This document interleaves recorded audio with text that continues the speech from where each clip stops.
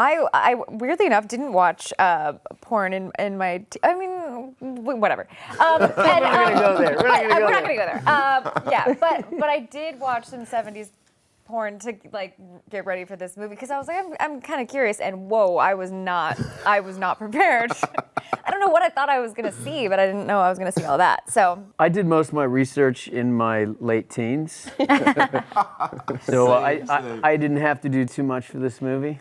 Yeah, I used to like get porn when I would cash my check when I was like 18, 19, and it was like behind the register, and it's like it was always this weird awkward moment where I would just be like, "Hey, can I see that right there?" And he'd be like, "Oh, this?" I'm like, "Yeah, just put it in the brown bag."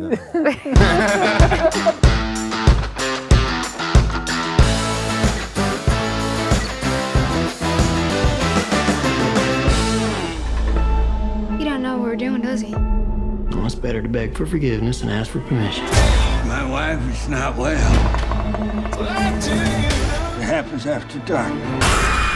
To me, the movie was sort of more about making porn than it was porn in a way. So it was more like the making of it is the bigger part of the movie rather than the thing that they're making. So there's something sort of charming about that. Is like, I think RJ's character in the film is like, he doesn't want to be directing porn for a living, but this is the stepping stone to where he's going to go, and he's going to show people that if he nails this one, that he's got a bright future ahead of him.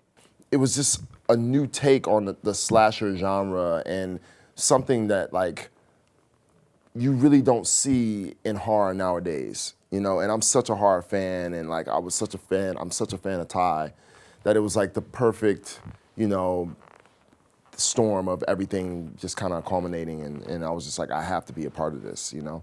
You know, reading a script like that, especially about, you know, based it being the golden age of porn, like it could really go, you know, a couple different ways when it comes to the female characters. And when I talked to Ty, I was really specific about how grateful I was that the women really control their own narrative and they're in control of their sexuality. They're the ones that are ahead of what they want to do in terms of their career and their body.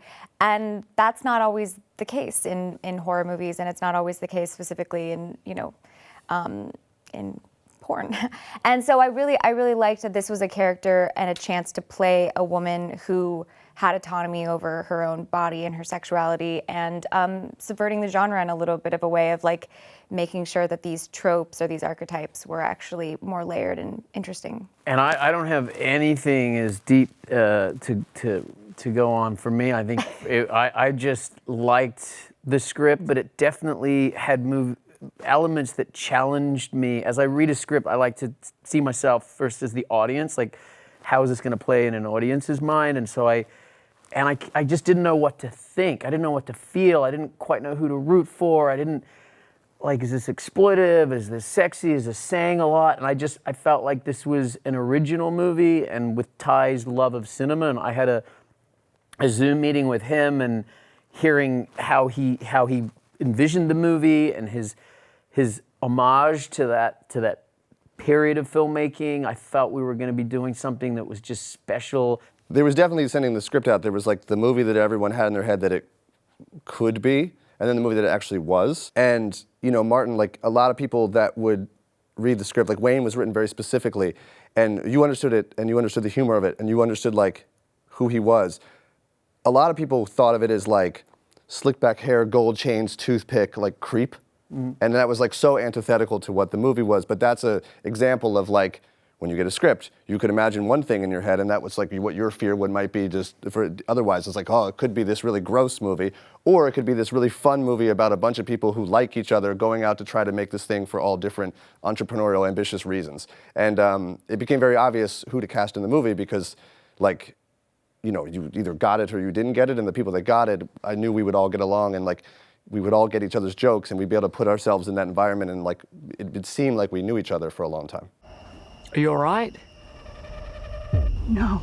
It was interesting to be a part of a movie where it really looks at that idea and what is it to be an older person and to not have the power that comes with attractiveness and youthfulness and sexuality, and yet having had something and that lamentable loss of something that was a part of your power. I think there's something also just like, you know, everybody wants what they don't have. And a lot of times when you're young and you're ambitious, you you think if I can just get X, Y, and Z, everything will be good. And then you talk to people who have X, Y, and Z, and they're like, if I could just go back. And I feel like that's just something I heard all the time. And that just seemed like an interesting, I don't know, theme to be in a horror movie, to sort of set up sort of villains in a horror movie that weren't your typical villains, that sort of had some humanity to them. Farmer's daughter, take one. Would you like to come inside? Much obliged. Well, I have to give credit to Scott that without it being, I mean, that can be said, I mean, interpreted so many ways. But I think because if it was any one less of a gentleman, you know, really, it could have been a different experience, and Ty as well. I mean, I think we were all such a family of like making sure that we all felt comfortable, and we all really felt, I don't know, like it should be fun, and it shouldn't be that big of a deal in that way, even though in the very same token, making sure that everything was very specific, and it was almost like a dance in a way of how we choreographed it and made sure that we were feeling Safe, you know? feeling safe, yeah. And Tandy Wright, our intimacy coordinator, was hugely beneficial for that too. And that also, like, this was my first thing like this, having sex scenes in the movie, and being that nude on the set around my co-stars and crew. That was new for me, but you know, it was like a family. I don't know if it was because we were all in the 2-week quarantine together, or you know, I don't know what it was, but I just felt really comfortable around everybody, and Brittany was the best scene partner, you know, and she made me feel comfortable. You know, I know you hear her saying I made her comfortable, but she made me comfortable. We just kept 'cause I saying was like, really you look nervous. good, you look, Yeah. you look hot, like that, just like pump each other up.